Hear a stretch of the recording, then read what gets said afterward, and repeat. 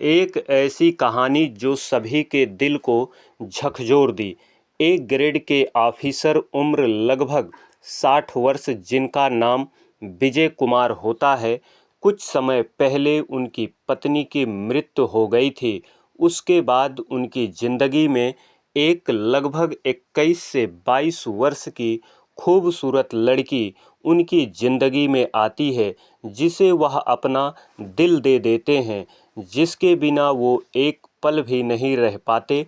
उसके प्यार में वो उसे अपना सब कुछ न्यौछावर कर देते हैं, अपना सब कुछ लुटा देते हैं, अपनी कुछ प्रॉपर्टी भी बेच देते हैं, कुछ गोल्ड भी बेचकर उसे न्यौछावर कर दिए। अब इस समय उनके पास कुछ नहीं रह जाता।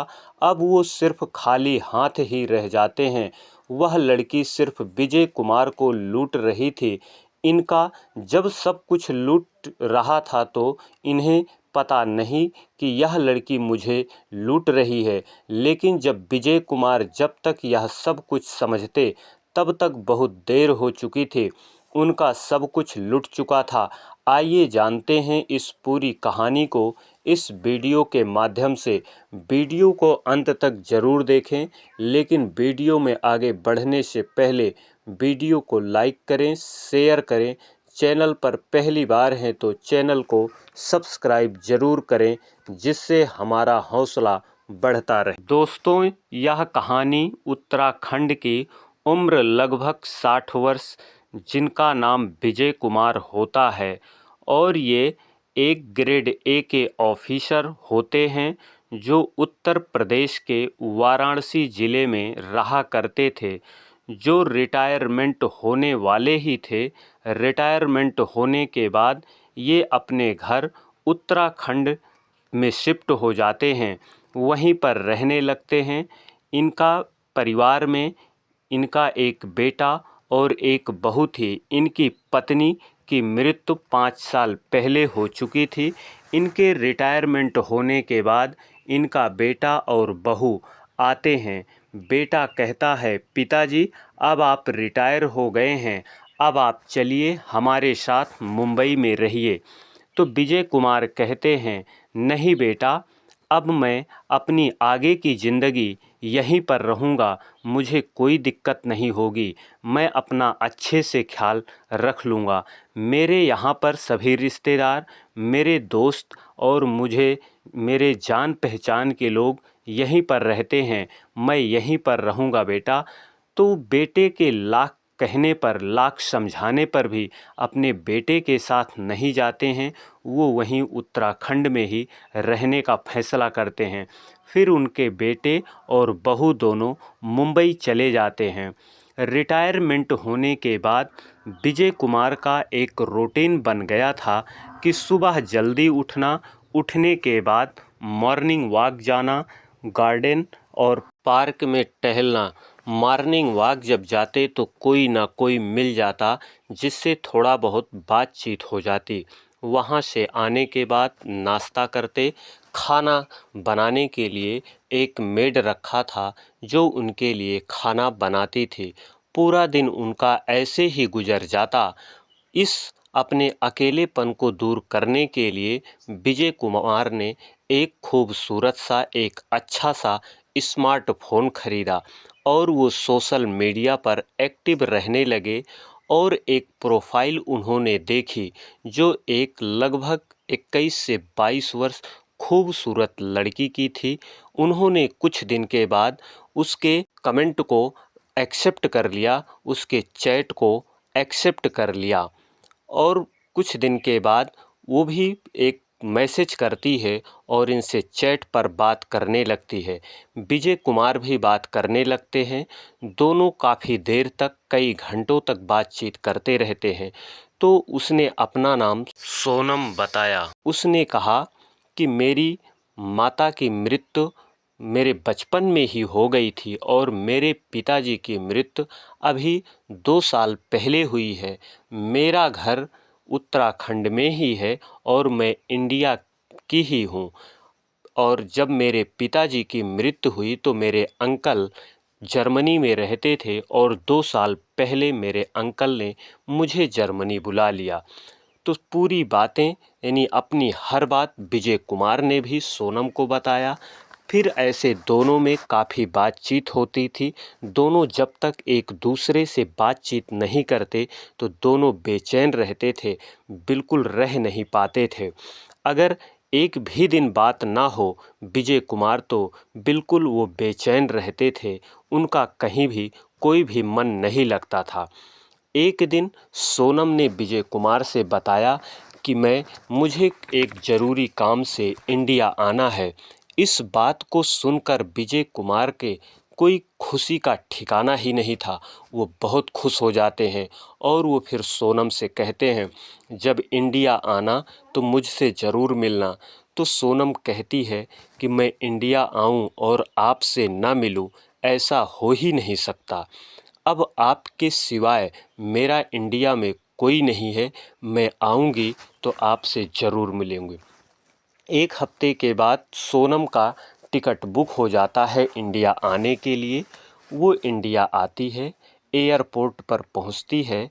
उसके पहले वो विजय कुमार को फ़ोन करके बताती है कि मैं इंडिया आ रही हूँ।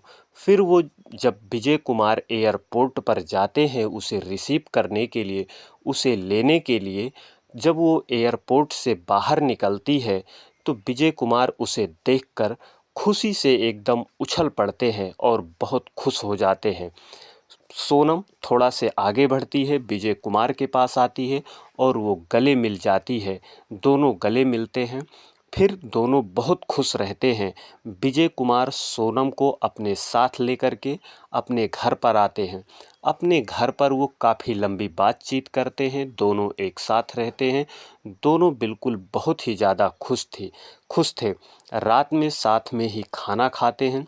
खाना खाने के बाद विजय कुमार कहते हैं, सोनम मैं तुम्हें बहुत चाहता हूँ, मैं तुमसे बहुत प्यार करता हूँ, मैं तुम्हारे बिना नहीं रह सकता। तो सोनम भी कहती है, मैं भी बहुत प्यार करती हूँ आपसे, मैं भी अकेले नहीं रह पाती हूँ।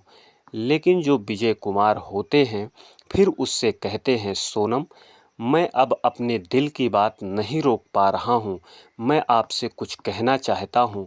तो सोनम कहती है कि कहिए क्या कहना है। तो विजय कुमार कहते हैं, शायद जो मैं कहने जा रहा हूँ उसे तुम ना एक्सेप्ट करो। अगर उस बात को तुम ना भी एक्सेप्ट करो तो हमारा प्यार वैसे ही रहेगा जैसे है और एकदम वैसे ही रहेगा, कोई अंतर नहीं होगा। वो कहते हैं कि मैं तुम्हें बहुत चाहता हूँ, मैं तुमसे बहुत प्यार करता हूँ, मैं तुम्हारे बिना नहीं रह पाता। यानी विजय कुमार और सोनिया विजय कुमार के घर पर 2 रातों तक रहते हैं, यानी 2 दिन तक रहते हैं और वो उस समय वो दोनों सब कुछ करते हैं जो एक पति पत्नी करते हैं, जो एक प्रेमी या एक प्रेमिका करते हैं। उसके बाद में फिर सोनम की फ़्लाइट होती है जर्मनी जाने के लिए और वो विजय कुमार उसे दिल्ली एयरपोर्ट जाते हैं छोड़ने के लिए और वो वहाँ से जर्मनी जाती है और वो वापस आते हैं। फिर उनका 2 दिन तक तो बातचीत होती है, लेकिन 2 दिन के बाद अचानक सोनम का यानी सभी मैसेज, सब फ़ोन और उसके सभी अकाउंट बंद हो जाते हैं, जिससे विजय कुमार से कोई बातचीत नहीं हो पाती, कोई संपर्क नहीं हो पाता। इधर विजय कुमार बहुत परेशान रहते हैं, बिल्कुल बेचैन रहते हैं। वो हर कोशिश कर रहे थे कि मेरी सोनम से कैसे भी बात हो जाए। 15 दिन बीत जाने के बाद यानी 15वें दिन सोनम का फ़ोन आता है विजय कुमार के पास। विजय कुमार बहुत खुश हो जाते हैं, लेकिन विजय कुमार उससे बहुत पूछते हैं, उससे बहुत सारी बातें पूछते हैं कि क्या हुआ था, बात नहीं हो पा रही थी हमारी इतना दिनों तक, मैं बहुत परेशान था। तो सोनम कहती है कि मेरे अंकल को हार्ट अटैक आ गया था, मैं उन्हें लेकर के हॉस्पिटल में एडमिट थी, मैं उनका इलाज करा रही थी, लेकिन अब मेरे अंकल की डेथ हो गई है, मेरे अंकल की मृत्यु हो गई है, वो अब इस दुनिया में नहीं हैं। तो विजय कुमार उसे भरोसा दिलाते हुए कहते हैं कि आप परेशान मत होइए, मैं आपके साथ हूँ, आपको कोई भी दिक्कत नहीं होगी। फिर कई दिन बीत जाने के बाद में सोनम विजय कुमार से कहती है कि हमारे अंकल की बहुत प्रॉपर्टी है और इस पर हमें दावा करना होगा, नहीं तो ये प्रॉपर्टी सरकार इसे ले लेगी, मुझे नहीं मिलेगी। लेकिन उसके पहले मुझे एक बार इंडिया फिर आना होगा, मुझे कुछ डॉक्यूमेंट लेने के लिए, मुझे कागज़ लेने के लिए, जिससे मैं दावा कर सकूं। तो विजय कुमार कहते हैं तो ठीक है, कोई बात नहीं, आप इंडिया आइए और दावा कीजिए। तो उसका अगले हफ्ते इंडिया आने का टिकट हो जाता है। वो अगले हफ्ते इंडिया आती है, विजय कुमार से कहती है मैं पहले कुछ अपना काम निपटा लूँगी, यानी कागजात अपने डॉक्यूमेंट ले लूँगी, फिर आपसे मुलाकात होगी। तो जब वो विजय कुमार उसे एयरपोर्ट पर रिसीव करने गए थे, तो वहाँ पर वो एयरपोर्ट पर लगभग 1-2 घंटे रहते हैं, लेकिन सोनम बाहर नहीं आती है। जब आती नहीं, वो काफ़ी परेशान हो जाते हैं। वहाँ से यानी एयरपोर्ट से निकल करके विजय कुमार एयरपोर्ट के बाहर जाते हैं। काफ़ी देर बीत वहाँ पर एक होटल में कमरा लेते हैं, वहीं पर रहते हैं। उसके बाद में बहुत देर के बाद में यानी सोनम का विजय कुमार के पास एक दूसरे नंबर से फ़ोन आता है। वो कहती है कि मैंने जो है यहाँ पर एयरपोर्ट पर मुझे कस्टम के अधिकारियों ने मुझे रोक लिया है। मैंने ढेर सारा गोल्ड अपने पास लेकर के आ रही थी, जो कि मेरे अंकल का था, और मैंने इसे इसलिए लेकर के आ रही थी कि मैंने सोचा यहाँ पर कोई नहीं है और चोरी ना हो जाए। लेकिन मुझे ये नहीं मालूम था कि यहाँ से कितना गोल्ड मैं ले कर के आ सकती हूँ। मैं काफ़ी मात्रा में गोल्ड अपने पास ले कर के आ रही थी, इसलिए एयरपोर्ट पर मुझे कस्टम विभाग के अधिकारियों ने रोक लिया है और ये मुझे आने नहीं दे रहे हैं। तो वो कहते हैं विजय कुमार, ठीक है, आप परेशान मत होइए, मैं सब कुछ देख लूँगा, कोई दिक्कत नहीं होगी, आप मुझे अधिकारियों से बात कराइए।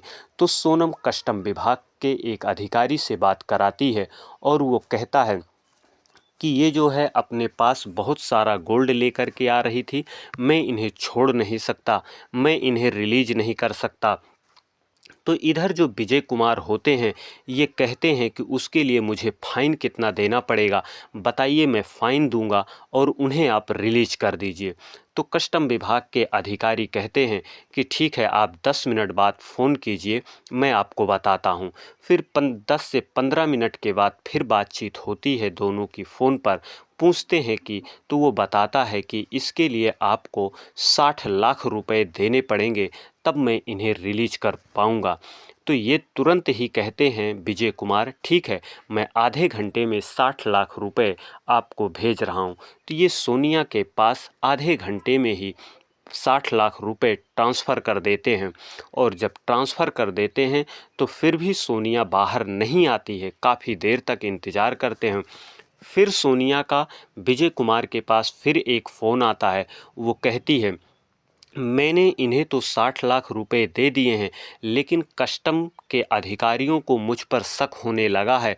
वो कह रहे हैं कि तुमने इतनी जल्दी कहाँ से 60 लाख रुपए इकट्ठे कर लिए, इतनी जल्दी हो ही नहीं सकता। अब वो जो है इनकम टैक्स के भी अधिकारियों को बुला लिए हैं, कह रहे हैं कि अब तुम्हारे ऊपर मनी लॉन्ड्रिंग का केस लगेगा। वो छोड़ नहीं रहे हैं, अब वो और इनकम टैक्स के भी अधिकारी आ गए हैं। तो वो कहते हैं, नहीं, विजय कुमार कहते हैं कि आप परेशान बिल्कुल मत होइए, मैं जो कुछ भी होगा मैं उस देख लूँगा, तुम्हें कुछ भी नहीं होने दूंगा, आप मुझे उन अधिकारियों से बात कराइए। तो सोनम जो होती है वो इनकम टैक्स के विभाग के अधिकारियों से बात कराती है। तो ये कहते हैं, यानी विजय कुमार कहते हैं कि क्या हुआ, आप उन्हें रिलीज कर दीजिए, छोड़ दीजिए। तो वो कहते हैं, नहीं, मैं छोड़ नहीं पाऊँगा, इसके लिए आपको 1,10,00,000 रुपए देने पड़ेंगे, तब मैं इन्हें और गोल्ड को रिलीज करूँगा। तो वो कहते हैं, ठीक है, मैं आपको तुरंत अभी थोड़ी देर में ही 1,10,00,000 रुपए ट्रांसफ़र कर रहा हूँ। फिर थोड़ी देर में ही वो सोनिया के पास 1,10,00,000 रुपए ट्रांसफ़र करते हैं, रिलीज कर दिया जाता है। वो एयरपोर्ट के बाहर आती है, तो बाहर जो है विजय कुमार मिलते हैं और वो बहुत खुशी से इनको इनको गले मिल करके इन्हें चिपक जाती है, गले मिल करके इन्हें पकड़ करके रोने लगती है। कहती है, मेरे लिए आप तो भगवान हैं, नहीं तो मैं बाहर नहीं आती, मैं छूटती नहीं।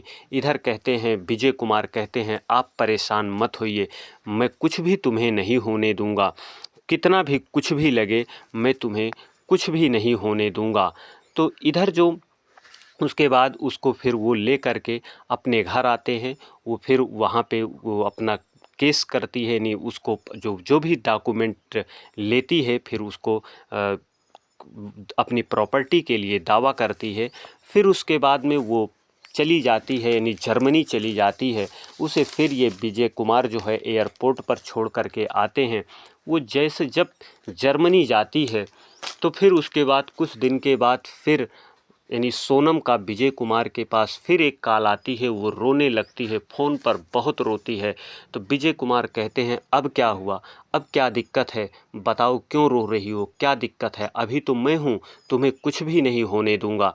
तब वो सोनम कहती है कि यानी जो मेरे अंकल की प्रॉपर्टी थी वो टोटल 20 करोड़ रुपए की है, लेकिन सरकार कह रही है कि आप मुझे 80 लाख रुपए का स्टैंप ड्यूटी भरना पड़ेगा, नहीं तो ये प्रॉपर्टी मुझे नहीं मिलेगी। तो वो कहते हैं, ठीक है, मैं तुम्हें तुरंत 80 लाख रुपए स्टैंप ड्यूटी भरने के लिए दूंगा, आप परेशान मत होइए।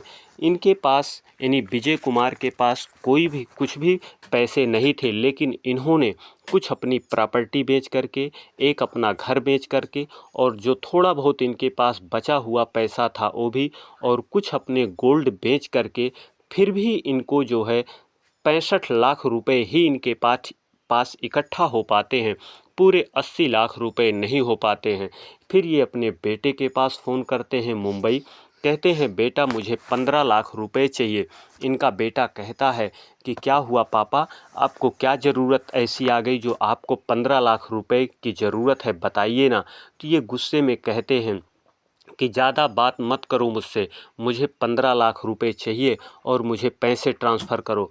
बेटा इनका फिर कुछ भी नहीं कहता और वो सीधे अपने पिताजी के पास 15 लाख रुपए ट्रांसफ़र कर देता है। फिर इनके पास पैसे इकट्ठे हो जाते हैं 80 लाख, और ये सोनम के पास पैसे ट्रांसफ़र कर देते हैं। और जैसे ही जब पैसे ट्रांसफ़र करते हैं तो थोड़ी देर बाद यानी सोनम के पास ये कॉल करने की कोशिश करते हैं, उसका मोबाइल नंबर, सभी मैसेज, सभी उसके अकाउंट बंद हो जाते हैं, उससे बात नहीं हो पाती है सोनम से, और ये परेशान होने लगते हैं। कई दिन तक परेशान रहते हैं। कई दिन बीत जाने के बाद विजय कुमार की सोनम से कोई भी बात नहीं हो पाती है। ये बहुत व्याकुल रहते हैं कि क्या हुआ, क्यों बात नहीं हो पा रही, लेकिन कई दिन बीत जाने के बाद में भी इनका विजय कुमार की सोनम से कोई बात नहीं हो पाती। तो ये बहुत बेचैन रहते हैं। और इधर इनका बेटा भी अपने पिताजी विजय कुमार से बात करने की कोशिश करता है, तो वो भी बात नहीं हो पाती है। इनके बेटे से भी बात नहीं हो पाती। तो इनका बेटा यहाँ पे मुंबई से इनसे मिलने के लिए घर यानी हरिद्वार उत्तराखंड आता है। जब उत्तराखंड आता है तो वहाँ पर आता है तो अपने पिताजी को बहुत वैसे हालात में देखता है, बहुत बेचैन हालात में देखता है। वो पूछता है कि पिताजी आपको क्या हुआ है, आप क्यों परेशान हैं। तो वो जो ये पूरी कहानी होती है, यानी पूरी घटना होती है, उसको बताते हैं, बेटा जो मेरी पूरी कमाई थी वो अब सब कुछ चली गई है, मेरे पास कुछ नहीं है। तो उनका बेटा अपने पिताजी को समझाते हुए कहता है कि पिताजी जाइए आप पुलिस थाने पर, पुलिस के पास एक एफआईआर कीजिए। लेकिन इनके ये जो विजय कुमार होते हैं ये थाने पर जाने से मना कर देते हैं, कहते हैं नहीं बेटा मैं थाने पर नहीं जाऊंगा। बेटे के बहुत कहने के बाद में भी वो थाने पर नहीं जाते हैं। उसके बाद में उनका बेटा स्वयं खुद वो थाने पर जाता है, वहाँ पे पूरी बात बताता है और एक एफआईआर करता है। और पुलिस विजय कुमार से मिलने के लिए, उनसे पूछताछ करने के लिए उनके बेटे के साथ उनके घर पर आती है। दरवाज़ा खुलवाती है और दरवाज़ा बहुत खुलवाने के बाद में भी कोई आवाज़ नहीं आती है। अंदर से कोई दरवाज़ा खोलने वाला नहीं था, लेकिन जब अंदर से दरवाज़ा नहीं खुलता है तो पुलिस दरवाज़ा तोड़ती है। दरवाज़ा तोड़ करके जब अंदर को आती है तो कमरे में देखती है, इधर विजय कुमार फांसी लगा लिए थे और उनकी मृत्यु हो गई थी। वो अपनी पूरी जीवन लीला समाप्त कर चुके थे।